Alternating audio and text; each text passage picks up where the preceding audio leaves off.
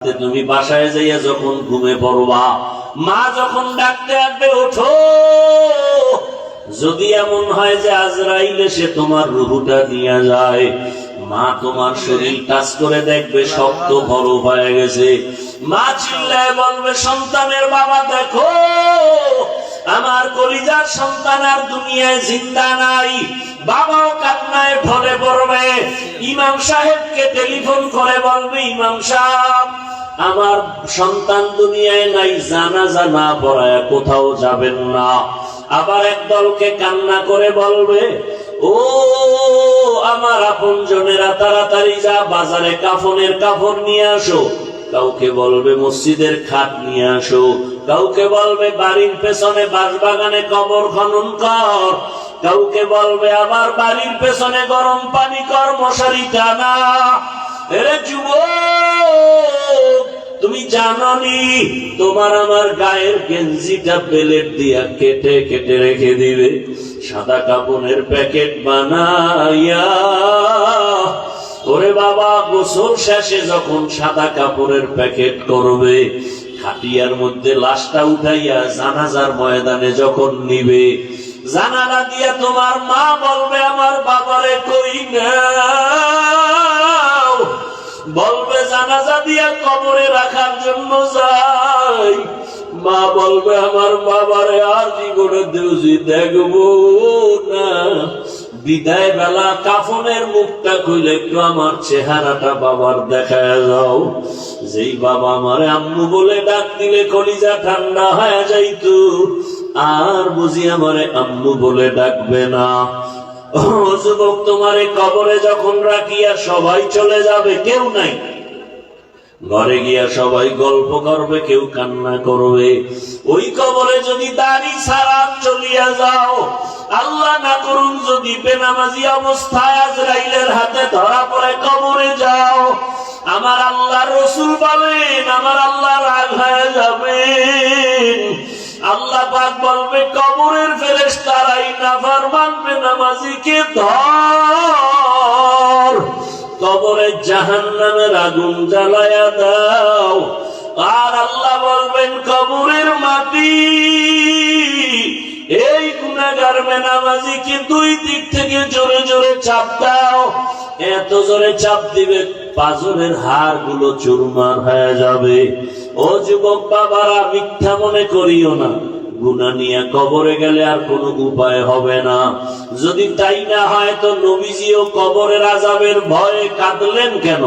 ওসমান রাদিয়াল্লাহু আনহু জান্নাতের সুসংবাদ পাইয়া কবরের ভয়ে কাঁদলেন কেন? ওমরে ফারুক রাদিয়াল্লাহু তাআলা আনহু কবরের ভয়ে কাঁদলেন কেন? আবু বকর সিদ্দিক রাদিয়াল্লাহু তাআলা আনহু কবর হাসরের আযাবের ভয়ে কাঁদলেন কেন? ও আল্লাহর বান্দারা, ওই কবরের আযাব সত্য গুনাহ নিয়ে। ওয়ালাকাদ যারানা লিজাহান্নামা কাসীরাম মিনাল জিন্নি ওয়াল ইনসি লাহুম কুলুবুন লা ইয়াফকাহুনা বিহা ওয়া লাহুম আ'য়ুনুন লা ইউবসিরুনা বিহা ওয়া লাহুম আযানুন লা ইয়াসমাউনা বিহা উলাইকা কাল আন'আমি বাল হুম আযাল উলাইকা হুমুল গাফিলুন।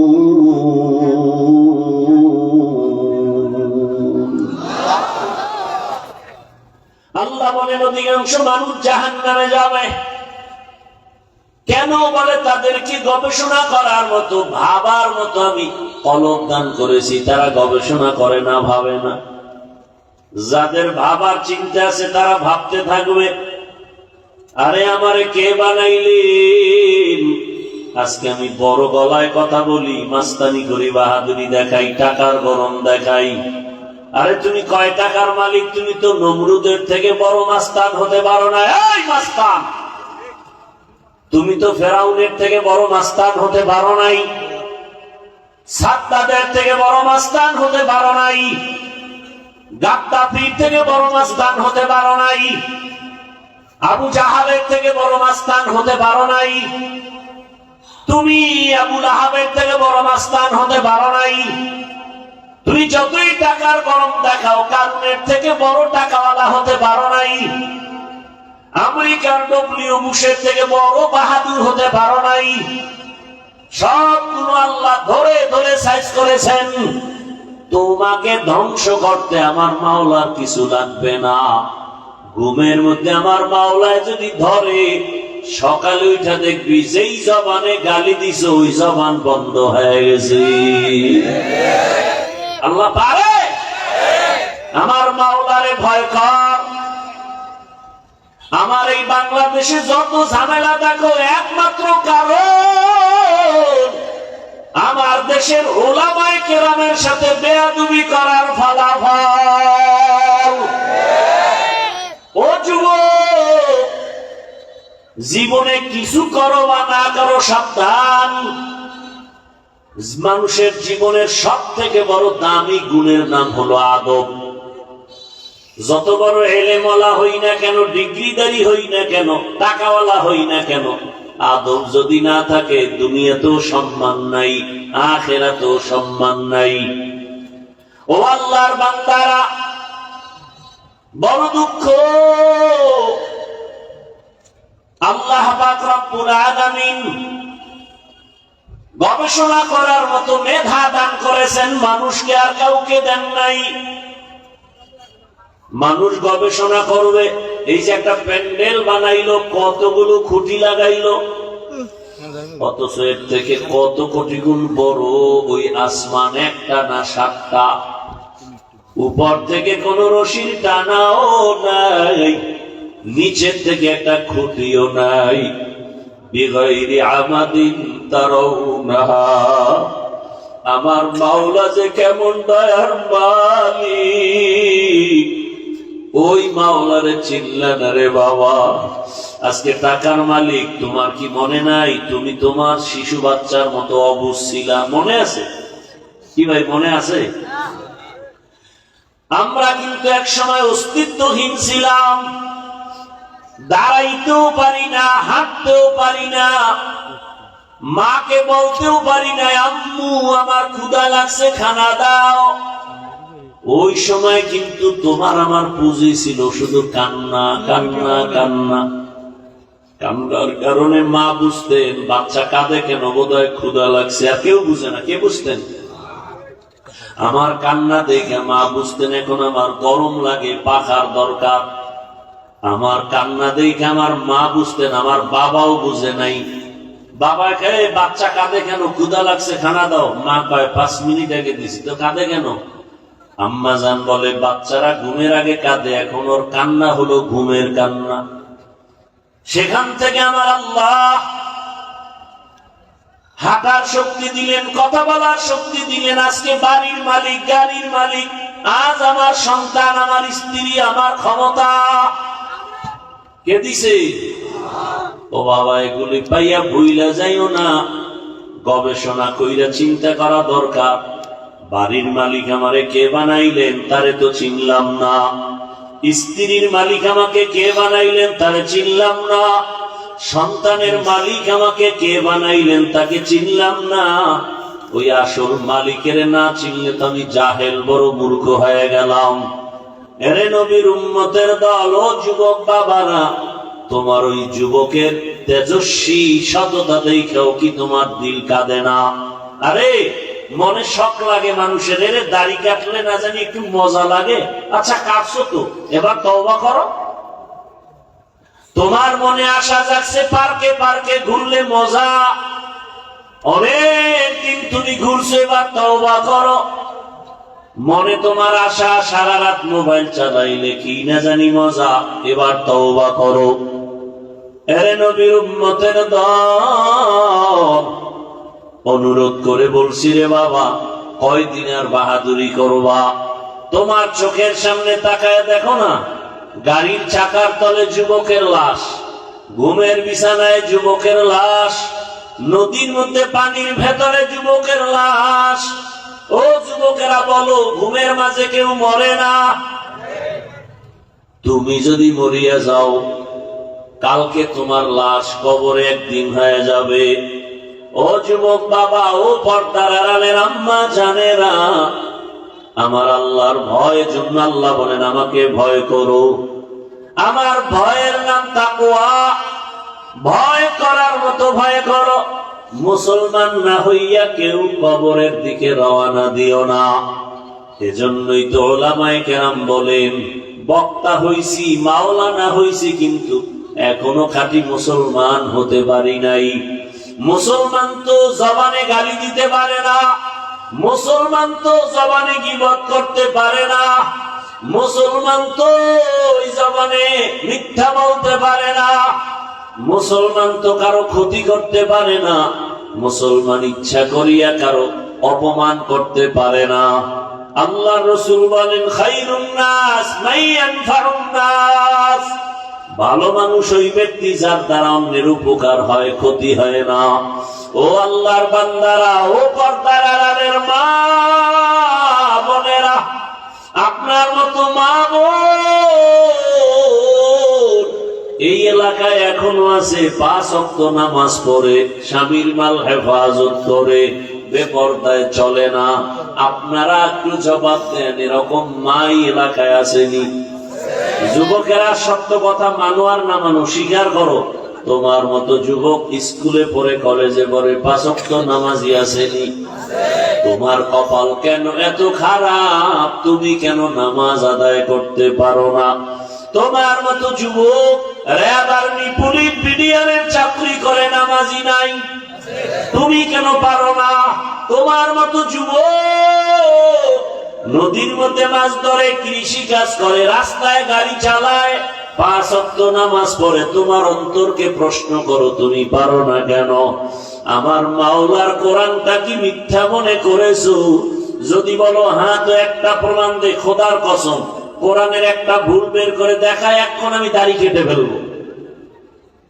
আর আল্লাহকে ডাকবো না, কারণ আমার আল্লাহ একজন আছেন, জান্নাত আছে, জাহান্নাম আছে, ইসলাম আছে, সবকিছুর মূল দলিল কোরআন। ওই কোরআনে যদি ভুল থাইকা যায়, সব ভুল। কিন্তু তুমি কেন ১,৫০০ বছর পর্যন্ত বহু বাহাদুরেরা আল্লাহর কোরআনের ভুল বের করার অপচেষ্টা কম করে নাই? আজও পর্যন্ত একটা ভুল বের করতে পারে নাই, বরং এই কোরআনের কাছে এসে মাথা নত করে কালেমা পড়ছে। ও যুবকের, একটু জবাব দাও, কোরআনের ভিতরে কি জান্নাতের বয়ান আছে? মিথ্যা বলল না, আছে? কোরআনের ভেতরে কি জাহান্নামের বয়ান আছে? কে জান্নাতে যাবে, কে জাহান্নামে যাবে, তাও বয়ান আছে। ইন্নাল আবরারা লাফি নাঈম ওয়া ইন্নাল ফুজ্জারা লাফি জাহিম। নেক আমলওয়ালারা জান্নাতের পথিক, গুনাহগার যারা তারা জাহান্নামের পথিক। ও যুবক, আমি কিন্তু একবারও বলি নাই আমার মতো হুজুর হও, স্কুলে তালা দাও, মাদ্রাসায় যাও, একবারও বলি নাই রে বাবা আমার দেশে মাওলানা, মুফতি, মুহাদ্দিসের আলহামদুলিল্লাহ অভাব নাই। কি ভাই, অভাব আছে? নাই। আবার মাওলানা বানানের বয়ান করনেওয়ালারও অভাব নাই। কিন্তু আমি এই লাইনে বয়ান একটু বেশি করি, কারণ আমার সোনার বাংলাদেশে আদর্শ ডাক্তারের অভাব, আদর্শ ইঞ্জিনিয়ারের বড় অভাব, আদর্শ প্রফেসরের বড় অভাব, আদর্শ ওসি, ডিসি, এসপির বড় অভাব, আদর্শবান মেম্বার, চেয়ারম্যান, এমপির অভাব। আমি চাই তুমি ডাক্তার হও, তবে আদর্শবান ডাক্তার হও। আমি চাই তুমি আদর্শবান ইঞ্জিনিয়ার হও। আমি চাই তুমি আদর্শবান প্রফেসর হও। তোমার আদর্শ দিয়া এলাকাকে আলোকিত করো। ও যুবক, doctor, professor, engineer, OC, DC, SP, 5 ওয়াক্ত নামাজি নাই। সেদিন এক জায়গায় গিয়ে শুনি, ওই উপজেলার পিওনো না ইওনো প্রতিদিন ফজরের নামাজ এক এক এলাকার এক এক মসজিদে গিয়া পড়ে। আমি ভাবলাম, এই লোকটা যদি পিওনো সাহেব কোন এলাকার মসজিদে গিয়া ফজর পড়ে, তার মানে সে তাহাজ্জুদ পইরা রওনা দেয়। কথা বলেন না? তাহলে এরকম যদি ওসি সাহেব, ডিসি সাহেব 5 ওয়াক্ত নামাজ পড়ে, এসপি সাহেব নামাজ পড়ে, তাহলে ময়দানে কোরআনের বয়ান চলতে গিয়া কোন সুদখোরের পিছনে অনুমতির জন্য দৌড়ানো লাগবে না। কোরআনের বয়ান হবে, মানুষের পাও ধরে ধরে বয়ান করি। এই যে এতক্ষণ বয়ান করি, কই হিন্দুর বিরুদ্ধে বলি না, খ্রিস্টানের বিরুদ্ধে বলি নাই, ইহুদির বিরুদ্ধে বলি নাই, বৌদ্ধ ধর্মের বিরুদ্ধে বলি নাই, বলছি? এমনকি আওয়ামী লীগ বিএনপি করে নাম লইয়া তাও কিছু বলি নাই। তাহলে এত সুন্দর মানুষকে আদর্শওয়ালা বানানোর বয়ান করি। যেই চেষ্টাটা সরকার করে টাকা দিয়া, র্যাব আর্মি লাগাই দিছে, নেশাখোর ফিরাও, নেশা বন্ধ করো, মদ বন্ধ করো, সন্ত্রাসী বন্ধ করো, লাঠির বাড়িতে বন্ধ হবে না। একমাত্র বন্ধ করার মেডিসিন হলো কোরআনের বয়ানের তাকওয়া। হরকে দারাত খৌফে হকদার দিল মদারম জন্নতুল মাওয়া দেহত ও রামকাম জুজবা হক চি জে মখাজ ইনসুজা ফজলে উ আমস্তে দর জুমলা জাহান। এরে নবীর উম্মতের দান, ও আমার কলিজার যুবক, তোমার মতো যুবক ঢাকা কলেজে লেখাপড়া করে, মাথায় পাগড়ি, বড় দাড়ি, বড় জামা। মিথ্যা বলছি? তুমি পারো না কেন? আমি তো কলিজা দিয়ে বলি, একজনে দাঁড়ায় কা হাফিজ ভাই পাওটা ধরবা, ধরলে আমি আর গুনাহ করব না, বল আমি নিচে নেমে আসি।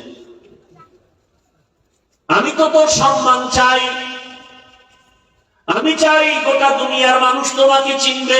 এক ব্যক্তি ডাক্তার জাকির নায়ক, গোটা দুনিয়ার মানুষ চিনে না। ক্ষমতার গরম, টাকার গরম, একমাত্র সুন্দর চরিত্র, নৈতিক আদর্শ। এক সময় মাযহাবের বিরুদ্ধে অনেক লেকচার দিয়েছে জাকির নায়েক, কিন্তু পৃথিবীর একজন কলামিস্ট, একজন বড় বুজুর্গ দার্শনিক, পাকিস্তানের শরিয়া বোর্ডের জাস্টিস আল্লামা তকি ওসমানী দামাত বারাকাতুহুমের হাতে হাত লাগছে। হুজুরে 10 মিনিট বয়ান দিছে, জাকির নায়েক এবার 40 মিনিটের লেকচার দিয়া কয়, মাযহাব না মানলে ইসলাম মানার কোন রাস্তা নাই। এবার অন্ধভক্তরা পাগল হয়ে গেছে, কইল কি? ও যুবক, আমি চাই তুমি সম্মানের শিখরে যাও, ডাক্তার হলেও যেন গোটা দুনিয়ার মানুষ তোমাকে চিনে।